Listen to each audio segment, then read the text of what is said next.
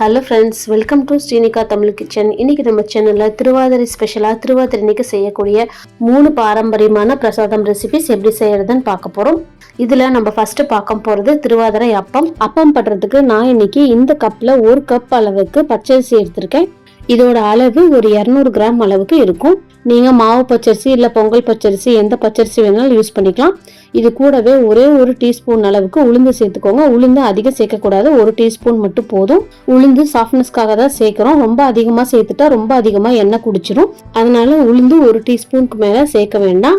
இப்போ இது எல்லாத்தையும் நல்லா க்ளீன் பண்ணிடுங்க. க்ளீன் பண்ணி எடுத்துகிட்டு வந்துட்டு நார்மல் நல்ல தண்ணி ஊற்றிட்டு ஒரு 3 மணி நேரம் வரைக்கும் நல்லா ஊற வச்சுருங்க. குறைஞ்சது 2 மணி நேரம் வரைக்குமாவது நல்லா ஊற வச்சுருங்க.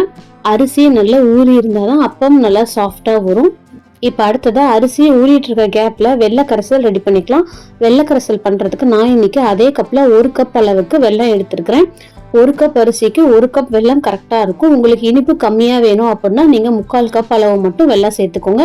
இப்போ இதில் 1/2 கப் அளவுக்கு தண்ணி சேர்த்துட்டு வெல்லம் நல்லா கரையிற வரைக்கும் அடுப்பை மீடியம் ஃப்ளேமில் வச்சு இதை நல்லா மிக்ஸ் பண்ணி விட்டுட்டே இருங்க.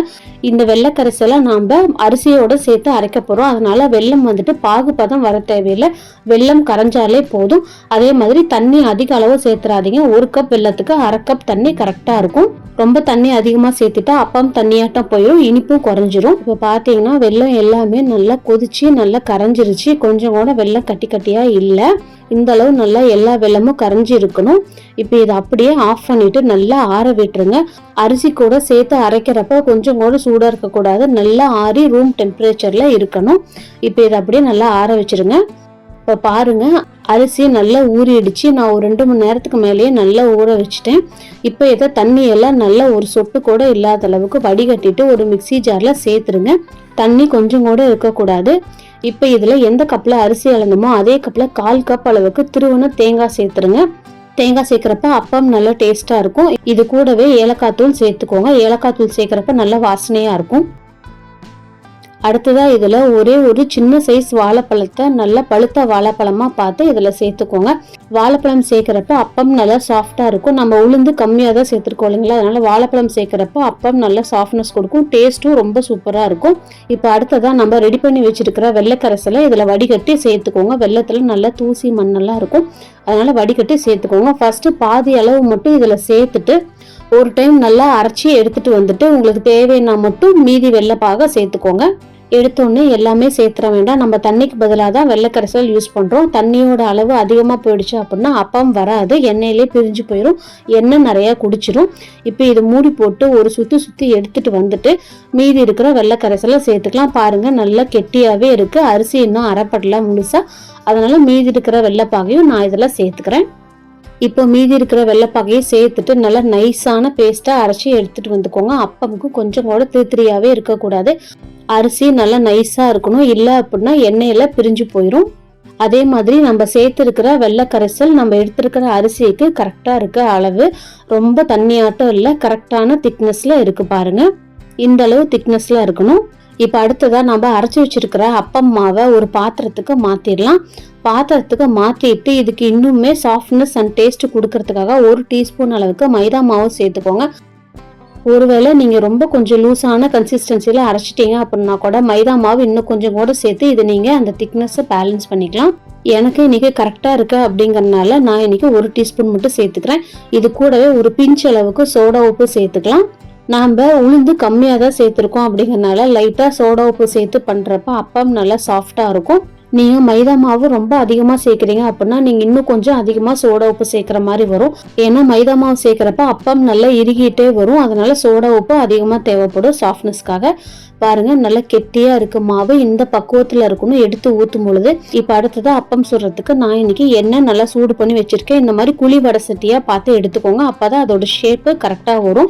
எண்ணெய் ரொம்ப சூடா இருக்கக்கூடாது. மீடியம் ஹீட்டுக்கு வந்ததுக்கு அப்புறமா அடுப்பை லோ ஃப்ளேம்ல வச்சுட்டு ஒரு அப்பமா இந்த மாதிரி ஊத்த ஆரம்பிங்க. மாவு விட்டு விட்டு ஊத்தக்கூடாது, ஒரே இதுல ஊத்திடணும், இல்லைன்னா அப்பம் ஷேப்பு கரெக்டா வராது. இந்த மாதிரி ஊத்திட்டு ஒரு 10 செகண்ட்லயே இந்த மாதிரி நல்லா உப்பி வரும். உப்பி வந்ததுக்கு அப்புறமா இன்னொரு 10 செகண்ட் நல்லா இதை வேக வச்சுட்டு அதுக்கப்புறமா நீங்க இன்னொரு பக்கமா இதை திருப்பி விடுங்க. இப்போ பாருங்க நல்லா மேலே உப்பி வந்துருச்சு. இப்போ இதை அப்படியே திருப்பி விட்டுடலாம். மாவு ரொம்ப தண்ணியாட்டம் இருக்கக்கூடாது, அதுதான் பக்குவம். தண்ணியாட்டம் இருந்துச்சு அப்படின்னா நிறைய ஓட்டை விழுந்து எண்ணெய் குடிச்சிரும். இப்போ இன்னொரு பக்கமும் இந்த மாதிரி திருப்பி விட்டு இன்னொரு 10 செகண்ட் இதை நல்லா வேக விடுங்க. அடுப்பை லோ ஃப்ளேம்ல தான் இருக்கணும், ஹை ஃப்ளேம்ல மாற்றவே கூடாது.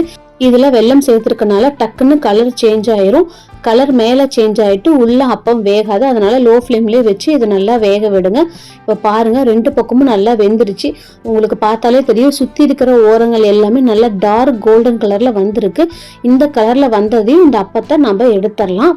இதில் அந்த அளவுக்கு எண்ணெய் குடிக்காது, அதனால இதை நீங்கள் பிழிஞ்சு எண்ணெய் வடிக்க தேவையில்லை. இப்போ இதே மாதிரி நம்ம எல்லா அப்பத்தையும் சுட்டு எடுத்துக்கலாம். நீங்க கரெக்டான பக்குவத்துல மாவு ரெடி பண்ணிருக்கீங்க அப்படின்னா எல்லா அப்பமும் உங்களுக்கு ஒரே மாதிரி தான் வரும். இதுல நம்ம சேர்த்திருக்கிற எல்லா பொருளோட அளவுகளுமே ரொம்ப முக்கியமானது. ஏதாவது ஒண்ணு கூட குறைய போயிட்டா கூட அப்பம் பர்ஃபெக்டான ஷேப்பு வராது. இப்ப பாருங்க, எல்லா அப்பத்தையும் நான் சுட்டு எடுத்துட்டேன். எல்லாமே ஒரே மாதிரி சைஸ்ல ஒரே கலர்ல ஈவனா வெந்திருக்கு. அடுத்ததா 7 காய்கறி வச்சு திருவாதிரை கூட்டு எப்படி செய்யறதுன்னு பார்க்கலாம். திருவாதிரை கூட்டு பண்ணுறதுக்கு நான் இன்னைக்கு 7 விதமான காய்கறிகள் எடுத்திருக்கேன். காய்கறிகள் உங்கள் விருப்பத்துக்கேற்ப சேர்த்துக்கலாம், ஆனால் எல்லாமே நாட்டு காய்கறிகளாக சேர்த்து பண்ணுங்க. அப்போதான் அதோட டேஸ்ட்டு ரொம்பவே சூப்பராக இருக்கும். நான் இன்னைக்கு வெள்ளை பூசணிக்காய், மஞ்சள் பூசணிக்காய், வாழைக்காய், கோவக்காய், சக்கரவள்ளி கிழங்கு, அதோட மாங்காய், மொச்சப்பருப்பு இது எல்லாமே எடுத்திருக்கேன். நீங்கள் இது கூட வேணா சேப்பக்கிழங்கு, கருணக்கிழங்கு, வெண்டைக்காய், அவரைக்காய் இந்த மாதிரியான காய்கறிகள் எது வேணாலும் சேர்த்துக்கலாம். ஆனால் இது கூட கண்டிப்பாக இந்த அவரைப்பருப்பு சேர்த்துக்கோங்க. இந்த பருப்பு சேர்த்து பண்ணுறப்ப டேஸ்ட்டும் ரொம்பவே நல்லா இருக்கும்.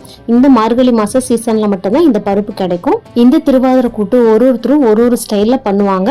நம்ம இன்னைக்கு பருப்பு சேர்த்து பண்ணியிருக்கோம். சில பேர் பருப்பு சேர்க்காம பண்ணுவாங்க. இந்த கப்ல 1 கப் அளவுக்கு பருப்பு எடுத்துட்டு அது கூட கொஞ்சம் மஞ்சத்தூள், வெளக்கெண்ணெய் மட்டும் வச்சு நல்லா வேக வச்சு எடுத்து வச்சிருக்கேன். பருப்பு கம்மியான அளவுல சேர்த்துக்கோங்க. ரொம்ப அதிகமா சேர்த்துட்டா சாம்பார் டேஸ்ட்ல வந்துடும். பருப்பு சேர்க்கிறப்ப உங்களுக்கு குழம்பு நல்லா கெட்டியா கிடைக்கும், அளவும் நல்லா அதிகமா கிடைக்கும். இப்போ இந்த வேக வச்ச பருப்பு கூட நாம கட் பண்ணி எடுத்து வச்சிருக்க எல்லா காய்கறிகளையும் இது கூடவே சேர்த்துடலாம். காய்கறி எல்லாத்தையுமே கொஞ்சம் பெரிய சைஸ் பீசஸாக கட் பண்ணிக்கோங்க. அப்போதான் நம்ம விசில் விட்டு இறக்கும் போது டக்குன்னு குழஞ்சு போகாது. நீங்கள் பாத்திரத்தில் வேக வைக்க போறீங்க அப்படின்னா நீங்கள் சின்ன சின்ன பீசஸாக கூட கட் பண்ணி சேர்த்துக்கலாம். இப்போ இது கூடவே 10 சின்ன வெங்காயம், 2 தக்காளியை நல்லா பொடியாக கட் பண்ணி சேர்த்துட்டு மசாலா பொடியெல்லாம் சேர்த்துக்கலாம். 1/4 டீஸ்பூன் மஞ்சத்தூள், 2 டீஸ்பூன் மல்லித்தூள், 1/2 டீஸ்பூன் மிளகாத்தூள், 1/4 டீஸ்பூன் சீரகத்தூள், 1/2 டீஸ்பூன் சாம்பார் தூள் சேர்த்துட்டு கூடவே ஒரு சின்ன லெமன் சைஸ் புளியை கரைச்சி இது கூடவே சேர்த்துக்கோங்க. சேர்த்துட்டு இது எல்லாத்தையும் நல்லா மிக்ஸ் பண்ணி விட்டுருங்க. அடுப்பை நல்லா ஹை ஃப்ளேம்லேயே வச்சுக்கோங்க. இப்போ இந்த காய்கறிகள் நல்லா கொதி வரணும். அந்த கேப்பில் இந்த குழம்புக்கு தேவையான தேங்காய் பேஸ்ட் ரெடி பண்ணிக்கலாம். அதுக்கு ஒரு மிக்சி ஜாரில் 1 கப் அளவுக்கு தேங்காய் சேர்த்துக்கோங்க. ஒரு அரை மூடி அளவுக்கு இருக்கும்.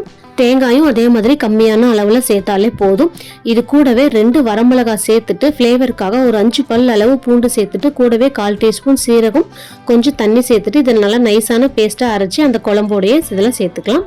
இப்போ இந்த ஸ்டேஜ்லேயே இந்த குழம்புக்கு தேவையான அளவு உப்பு சேர்த்துக்கலாம். உப்பு சேர்த்துட்டு இது எல்லாத்தையும் நல்லா மிக்ஸ் பண்ணி விடுங்க. குழம்பு நல்லா கொதிக்கணும். ஒரு 2 நிமிஷம் வரைக்கும் நல்லா ஹை ஃப்ளேமில் வச்சு இது கொதிச்சதுக்கு அப்புறமா இதை மூடி போட்டு விசில் விட்டுக்கலாம். இப்போ பாருங்க, குழம்பு நல்லா கொதிச்சிட்டு இருக்கு. இப்போ கடைசியாக இதை மூடி போடுறதுக்கு முன்னாடி ஒரு சின்ன பீஸ் அளவு வெல்லம் சேர்த்துக்கோங்க. வெல்லம் சேர்க்கிறப்ப நமக்கு அந்த புளிப்பு, இனிப்பு எல்லாமே நல்லா பேலன்ஸ் ஆகி வரும். குழம்பு நல்லா 2 நிமிஷம் கொதிச்சதுக்கு அப்புறமா இதை மூடி போட்டு 2 விசில் வரைக்கும் விட்டு இறக்கிக்கலாம். 2 விசிலுக்கு மேலே வேண்டாம், அதுக்கு மேலே விட்டால் காயெல்லாம் ரொம்ப குழஞ்சு போயிடும். இப்போ பாருங்க, 2 விசில் விட்டு இறக்கியாச்சு. நல்லா ஸ்டீம் எல்லாம் ரிலீஸ் ஆயிடுச்சு. காய்கறிகள் எல்லாமே நல்லா வெந்துருச்சு. நம்ம 2 விசிலுக்கு மேலே விடாதனால காய்கறிகள் எதுவுமே உடையல, அப்படியே முழுசாவே இருக்கு. பாருங்க, குழம்பு இந்த கன்சிஸ்டன்சில இருக்கணும். இப்போ இதுக்கு ஒரு தாளிப்பு ரெடி பண்ணிக்கலாம். அதுக்கு ஒரு கடாயில் 2 டேபிள் ஸ்பூன் அளவுக்கு எண்ணெய் சேர்த்துட்டு 1/2 டீஸ்பூன் கடுகு, 1/2 டீஸ்பூன் சீரகம், 1/4 டீஸ்பூன் வெந்தயம் சேர்த்துட்டு ஒரு கொத்து கருவேப்பிலை சேர்த்துட்டு ஒரு வரமிளகாய், கொஞ்சம் பெருங்காயம் சேர்த்துட்டு தாளிச்சுட்டு அந்த குழம்போட இதை சேர்த்துருங்க. சேர்த்துட்டு நல்லா ஒரு டைம் மிக்ஸ் பண்ணி விட்டுருங்க. குழம்பு இப்போ தண்ணியாட்டம் இருக்கிற மாதிரி தான் இருக்கும். ஆறுனதுக்கப்புறம் இது நல்லாவே திக்கான கன்சிஸ்டன்சிக்கு மாறிடும். இதுக்கு மேலே நீங்கள் சுண்ட வச்சிட்டீங்க அப்படின்னா ரொம்பவே கெட்டியாயிரும். அதனால இந்த பக்குவத்தில் இறக்கிடுங்க. இப்போ கடைசியாக கொத்தமல்லி தலையை தூவி இதை இறக்கிடலாம். இந்த திருவாதிரை கூட்டு இனிப்பு, புளிப்பு, துவர்ப்புன்னு நிறைய காய்கறிகள் கலந்து பண்றதுனால இதோட டேஸ்ட் வெள்ளை சாதத்துக்கூட ரொம்பவே சூப்பரா இருக்கும். இப்போ கடைசியா நம்ம பார்க்க போறது திருவாதிரை களி. களி பண்றதுக்கு நான் இன்னைக்கு இந்த கப்ல 1 கப் அளவுக்கு பச்சரிசி எடுத்திருக்கேன். இது ஒரு 100 கிராம் அளவுக்கு வரும்.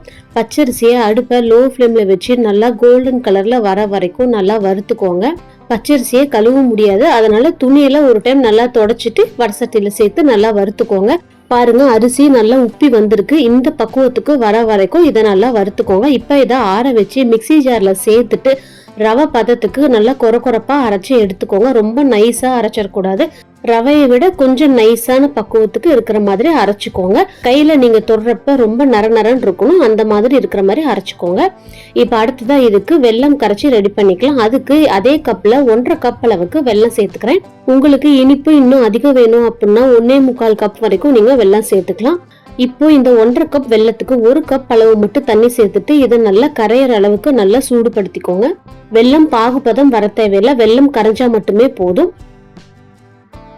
பாருங்க, வெல்லம் எல்லாமே நல்லா கரைஞ்சிருச்சு, கொஞ்சம் கூட கட்டி கட்டியா இல்லை. இப்போ நம்ம கரைச்சி வச்சிருக்கிற இந்த வெல்லத்தை அப்படியே இன்னொரு பாத்திரத்துக்கு வடிகட்டி சேர்த்துக்கோங்க. நல்லா அடிகனமான பாத்திரமா எடுத்துக்கோங்க, இல்லாட்டி களி கிண்டும் போது டக்குன்னு அடி பிடிச்சிரும். வெள்ளத்துல நிறைய தூசெல்லாம் இருக்கும், அதனால வடிகட்டி சேர்க்கிறப்ப அது எல்லாமே நல்லா ஃபில்டர் ஆயிரும்.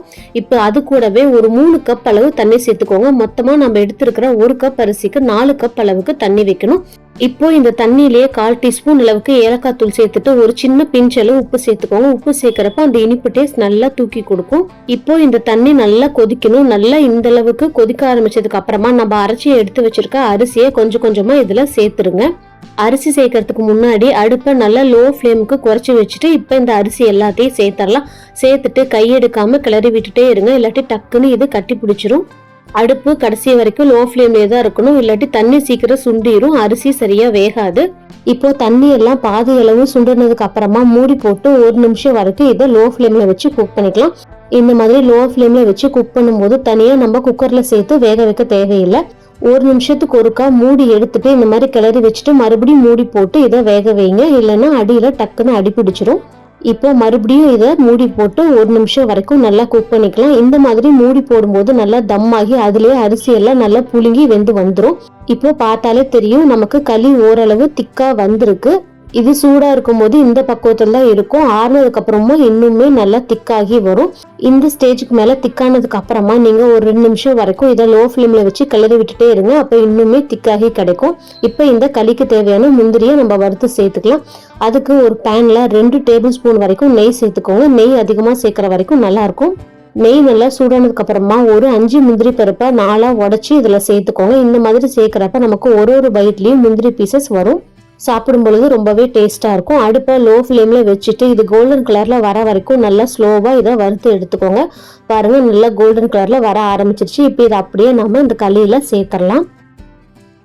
முந்திரிய களியில சேர்த்துட்டு இது கூடவே ஒரு 1/2 கப் அளவுக்கு திருவன தேங்காய் சேர்த்துக்கோங்க.